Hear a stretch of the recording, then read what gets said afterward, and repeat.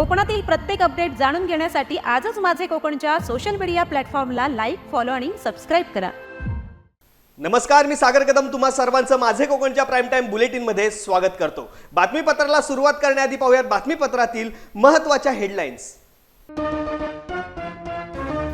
Netravati express मध्ये हाणामारी प्रकरणी मोठी कारवाई. हाणामारी करणाऱ्या 3 जणांवरती गुन्हा दाखल. 2 संगमेश्वरच्या तर 1 खेडच्या तरुणावरती गुन्हा दाखल. खेड रेल्वे स्थानकात संतोष कुमार झा यांच्या हस्ते एक्झिक्युटिव्ह लाऊंजचा शुभारंभ. रत्नागिरी विभागात चिपळूण पाठोपाठ खेडमध्ये हे दुसरे एक्झिक्युटिव्ह लाऊंज. राजकारणात काहीही होऊ शकतं, ठाकरेंच्या शिवसेना आणि भाजप मनोमिलनाचे प्रवीण दरेकर यांनी दिले संकेत.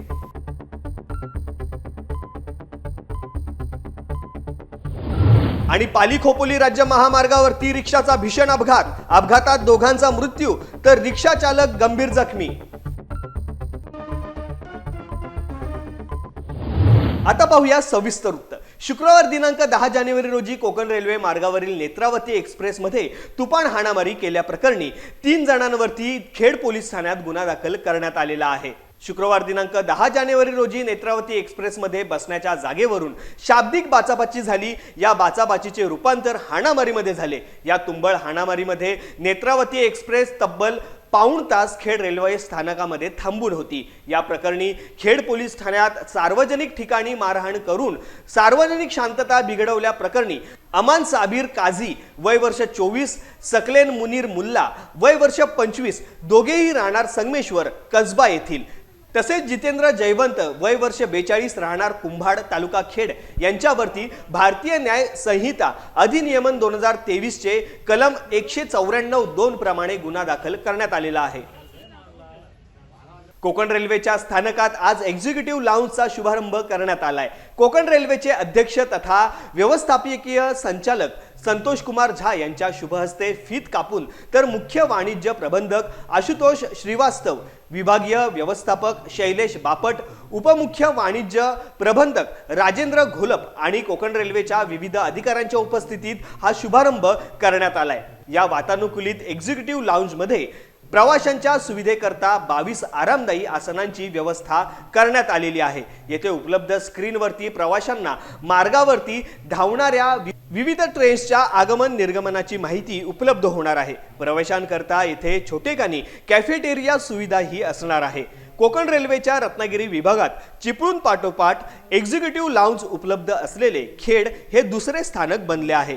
कोकण रेल्वेत येणाऱ्या काळात कोकण रेल्वेच्या मार्गावरती प्रवाशांकरिता विविध सुविधा उपलब्ध करून देत आहेत. कोकण रेल्वे मार्गावरती येणाऱ्या वर्षात अशा पद्धतीची 6 ते 7 एक्झिक्युटिव्ह लाऊंज उभी करण्याचा निर्धार असल्याचा विश्वास यावेळी कोकण रेल्वेचे अध्यक्ष तथा व्यवस्थापकीय संचालक संतोष कुमार झा यांनी व्यक्त केलाय.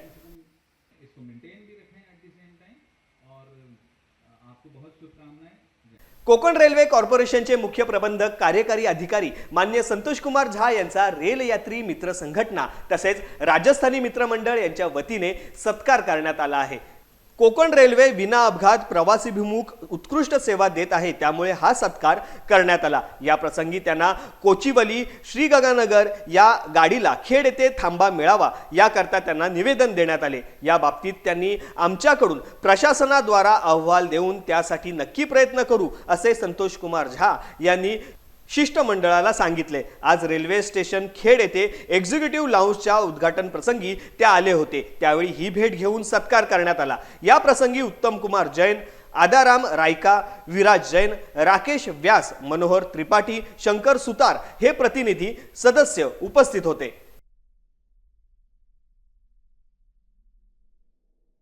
काल राजन तेली यांनी चंद्रशेखर बावनकुळे यांची भेट घेतली. त्यानंतर ते पुन्हा भाजपवासी होणार अशा चर्चा रंगल्या होत्या. त्या चर्चांवरती आज राजन तेली यांनी पडदा टाकलाय. पाहुयात काय म्हणाले आहेत राजन तेली.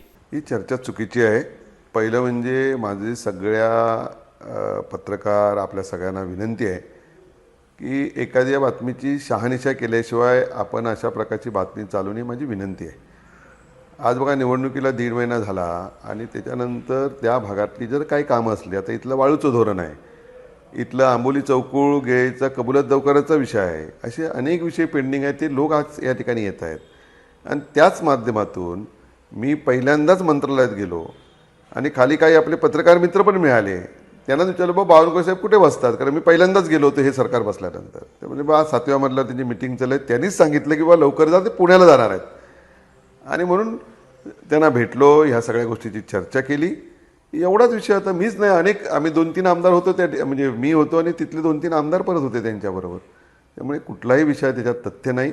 अशा प्रकारची माझी सगळ्यांना विनंती आहे की चुकीची बातमी या ठिकाणी आपण सगळ्यांनी कोणी चालू नये, याच्यात कुठलाही अर्थ नाही. राजकारणात काहीही होऊ शकतं अशा शब्दात विरोधी पक्षनेते प्रवीण दरेकर यांनी भविष्यातल्या ठाकरे शिवसेना आणि भाजप मनोमिलनाचे संकेत दिलेले आहेत. पाहुयात नेमके काय म्हणाले आहेत प्रवीण दरेकर. नाही, आता हा विषय भाजपमध्ये येणं किंवा महायुती सोबत येणं हा शेवटी आमचं पक्ष नेतृत्व ठरवत असतं. राज्यामध्ये देवेंद्र फडणवीस साहेब, बावनकुळे साहेब आणि यांनी निर्णय घेऊन केंद्राची मान्यता घेऊन अशा प्रकारच्या घटना त्या ठिकाणी घडत असतात. आणि त्याच्यामुळं मी आत्ताच या क्षणी होईल किंवा होणार नाही हे सांगू शकत नाही. पण राजकारणामध्ये ज्या दिवशी उद्धव ठाकरे साहेब काँग्रेस सोबत गेले त्या दिवशी राजकारणात काही होऊ शकतं हा माझ्यासारख्या कार्यकर्त्याचा ठाम समज झालाय. त्याच्यामुळे काही होईल आणि काय होणार नाही याच्यावर आपण निश्चित काहीच सांगू शकत नाही. काँग्रेस सोडल्यावर पण काही होऊ शकतं नाही, आमचा विरोध त्यालाच आहे ना की तुम्ही विचारधारा सोडू नका. राजकारणात यश अपयश त्या ठिकाणी येत असतं. भारतीय जनता पार्टी सारखा पक्ष 2 खासदारांवरून आज तिसऱ्यांदा मोदी साहेब पंतप्रधानपदी विराजमान झाले एका विचारामुळे. त्याच्यामुळं महाराष्ट्रामध्ये कुठल्याच नेत्याला 100च्या वर आमदार आणता आले नाहीत. देवेंद्र फडणवीस साहेब एकमेव नेता आहे की ज्याने आपल्या नेतृत्वाखाली 2दा 100च्या वर आमदार त्या ठिकाणी निवडून आणले. आणि शेवटी हा विजय विचारांचा असतो, हे यश विचारांचं असतं. आणि त्याच्यामुळं जर आमच्याशी सुसंगत अशा प्रकारचा विचार घेऊन हिंदुत्वाची भूमिका असेल, राष्ट्रभक्तीचा विचार असेल, त्या ठिकाणी घेऊन कोण येणार असेल तर मला वाटतं पक्ष त्या बाबतीत त्या ठिकाणी निश्चितच सकारात्मक विचार करू शकतो. अयोध्यामध्ये रामलल्ला विराजमान झाले त्या मंगलमय घटनेला आज 1 वर्ष पूर्ण झाल्याबद्दल रायगड जिल्ह्यातील महाड शहरातील चौदार तळे येथील श्रीराम मंदिरामध्ये प्राणप्रतिष्ठा सोहळा आयोजित करण्यात आला होता. आज पहाटे श्री राम प्रतिमेला श्री व सौ श्रीकांत सहस्त्रबुद्धे यांच्या हस्ते विधिवत पूजन करण्यात येऊन अभिषेक करण्यात आला. या मंगलमय सोहळ्याला महाड शहरातील श्रीराम भक्तांसह असंख्य भाविक उपस्थित होते.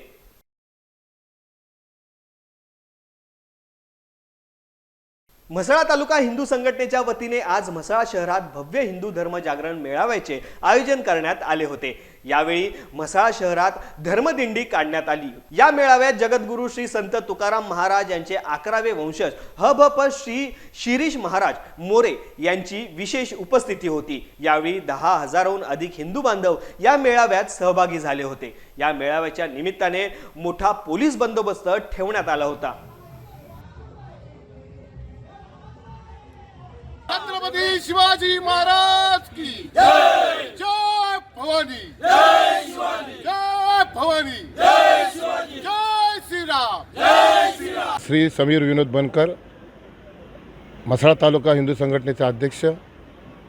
आज म्हसळा तालुका हिंदू जागरण दिंडी आयोजित करण्यात आली होती आणि त्या महासभेला तुकाराम महाराजांच्या 11वे वंशज मोरे देऊळकर महाराज यांचं प्रबोधन होतं.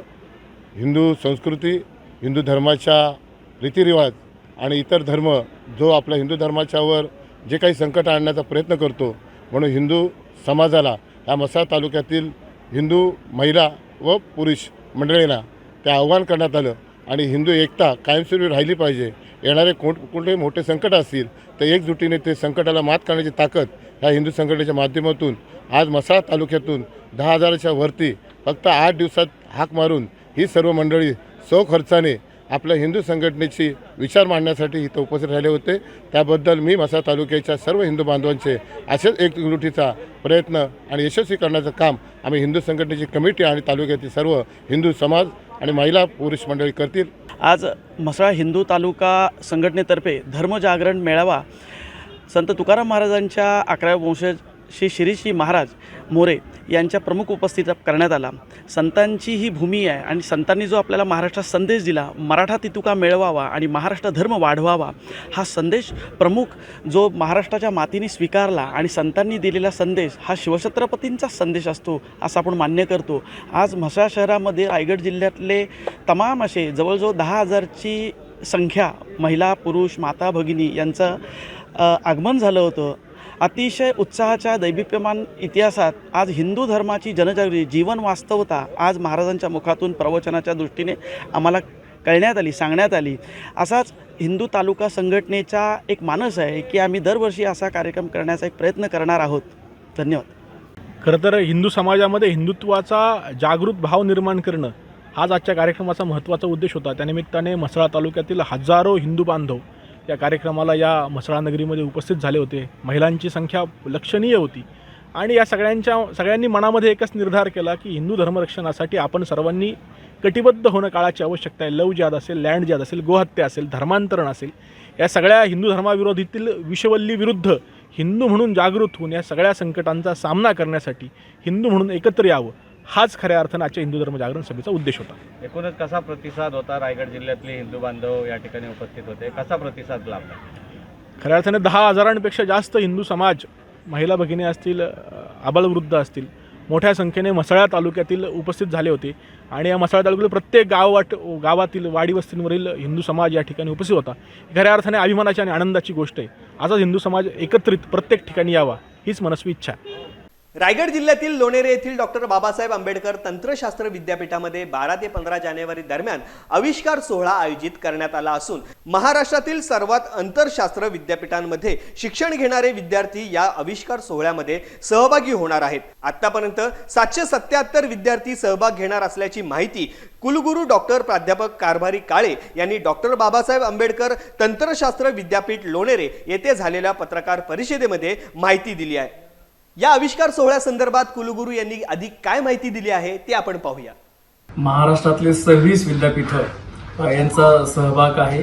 अपेक्षित असं आहे की 6 ट्रॅकमध्ये UG, PG आणि PhDचे 48 विद्यार्थी ते विद्यापीठ संघ निवड करतात आणि ते अंतिम निवड संघ आपल्या विद्यापीठामध्ये आजपासून येऊ घातलेले आहेत, ज्यामध्ये आतापर्यंतच्या रजिस्ट्रेशननुसार 777 विद्यार्थ्यांनी सहभाग नोंदवला आणि 777 पैकी जवळजवळ माझ्या माहितीप्रमाणे 500 विद्यार्थी आणि रिमेनिंग हे विद्यार्थी आहे.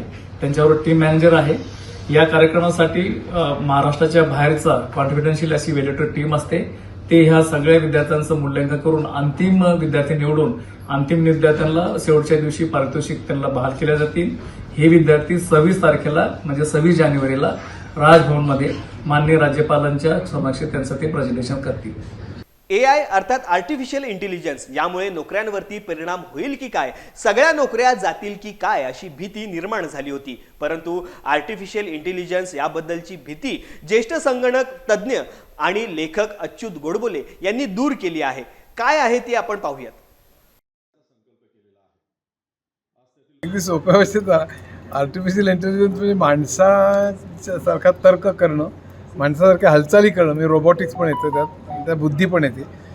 पण सगळ्यात महत्त्वाचं म्हणजे आता या क्षणाला सगळ्यात महत्त्वाची गोष्ट म्हणजे मशीन लर्निंग आणि डीप लर्निंग, म्हणजे डेटावरनं शिकणं किंवा तर्क करणं आणि त्यातलं अल्गोरिदम शोधणं किंवा पॅटर्न शोधणं हा सगळ्यात महत्त्वाचं आहे. आणि ते माणसाच्या मेंदूत जसे न्यूरॉन्स असतात तसे एक कृत्रिम तऱ्हेने न्यूरल नेटवर्क तयार करायचं, त्याच्या वेगवेगळ्या पातळ्या करायच्या आणि प्रत्येक पातळीत काहीतरी कन्क्लुजन काढून पुढच्या पातळीला द्यायचं आणि शेवटल्या पातळीने सगळ्यात फायनल कन्क्लुजन द्यायचं. ANN म्हणजे आर्टिफिशियल न्यूरल नेटवर्कमधनं कन्क्लुजन काढत जायचं, हा मशीन लर्निंगचा हे आहे. अनेक पातळ्या वाढतील तसं त्याला डीप लर्निंग म्हणतात.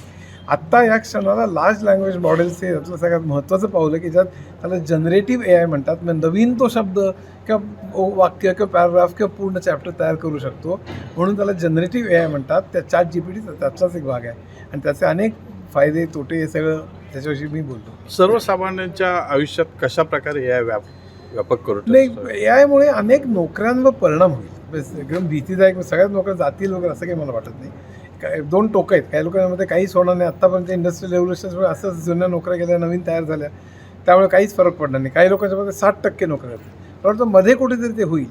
पण उरलेले ज्या लोक शिल्लक राहतील त्यांचं पण स्वरूप खूप बदलेल आणि त्यामुळे आपल्याला सातत्याने बदलण्याची गरज आहे. कोकणातील ग्रामीण भागातील गोरगरीब विद्यार्थ्यांसाठी लोकसेवा आयोगाच्या परीक्षेसाठी व्यासपीठ उपलब्ध करून देण्याचा प्रयत्न संकल्प सामाजिक स्वयंसेवी संस्थेचा असल्याचे संस्थेचे अध्यक्ष अशोक सकपाळ यांनी सांगितले आहे. संकल्प सामाजिक स्वयंसेवी संस्था नवी मुंबईच्या वतीने आज 2 दिवसीय तालुकास्तरीय SSC व्याख्यानमालेचा शुभारंभ आज भरणे येथे झाला. यावेळी ते बोलत होते. या कार्यक्रमाला नवी मुंबई येथील CASM शेट्टी, नवी मुंबई महानगरपालिका रुग्णालयाचे RMO doctor Rajesh Oturkar, CA Isha Barthwal, माझे कोकणचे संपादक सदानंद जंगम, उद्योजक उत्तम कुमार जैन यांसह तालुक्यातील अनेक शाळांचे मुख्याध्यापक, शिक्षक या कार्यक्रमाला उपस्थित होते.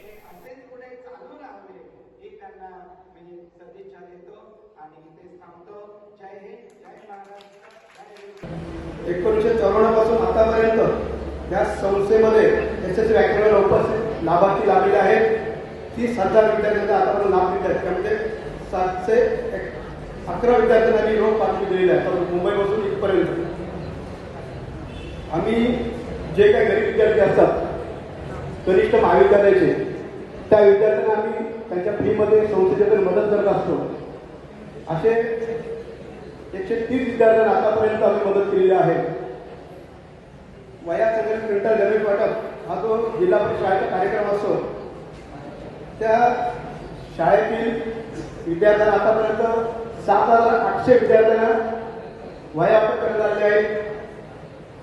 650 विद्यार्थ्यांना गणवेश, 610 विद्यार्थ्यांना दप्तर वाटप करण्यात आलेले आहे. आतापर्यंत मार्गदर्शन शिबिरामध्ये आतापर्यंत जे विद्यार्थी आलेले आहेत करोनापासून त्यापैकी 300 विद्यार्थ्यांना आम्ही पाठवून दिलेले आतापर्यंत. दीपावलीला आमच्याकडे गावामध्ये वाटप असतो नवी मुंबई येथे. आतापर्यंत 11,900 महिलांचा लाभ घेतलेला आहे. ज्येष्ठ नागरिकांना ओळखपत्र वाटप अशा 1100 ज्येष्ठ नागरिकांना ओळखपत्र वाटप करण्यात आलं आहे. आणि एक सांगायची आनंदाची गोष्ट म्हणजे अशी, संस्थेचं उद्दिष्ट आहे या कोकणामध्ये UPSC MPSC स्पर्धा परीक्षेचा एक व्यासपीठ उभा करावं. त्यासाठी आमच्या संस्थेला जिल्हा परिषद शाळा उपलब्ध झालेली आहे ऑगस्ट 2024 रोजी. कालांतराने 1 वर्षाच्या आसपास स्पर्धा परीक्षा जे विद्यार्थी बसू इच्छितात त्यांच्यासाठी आम्ही एक व्यासपीठ उभं करू इच्छितो. मी सर्वप्रथम आता ह्या जे शाळेचे शिक्षक मुख्याध्यापक उपस्थित आहेत, मी त्यांचं माझ्या वैयक्तिक संस्थेबद्दल आभार मानतो. कारण की मी आज 10 वर्ष कोकणात फिरतोय, त्यामध्ये माझं असं लक्षात आलेलं आहे. संत ज्ञानेश्वर मंदिर खडकवाडी नूतनीकरण व उद्घाटन सोहळा अरविंदनाथ महाराज यांच्या मार्गदर्शनाखाली आणि लोकप्रतिनिधी संत भाविक मंडळी यांच्या उपस्थितीमध्ये भक्तिमय वातावरणात संपन्न झाला. सद्गुरू तपोनिधी गणेशनाथ महाराज संस्थान आळंदी, संत ज्ञानेश्वर सेवा मंडळ खडकवाडी संचलित अखंड हरिनाम सप्ताहाचे आयोजन करण्यात आले होते. या कार्यक्रमासाठी पोलादपूर तालुक्यातील लोकप्रतिनिधी, पदाधिकारी, भाविक मंडळी मोठ्या संख्येने उपस्थित होते. यावेळी विविध कार्यक्रम संपन्न झाले.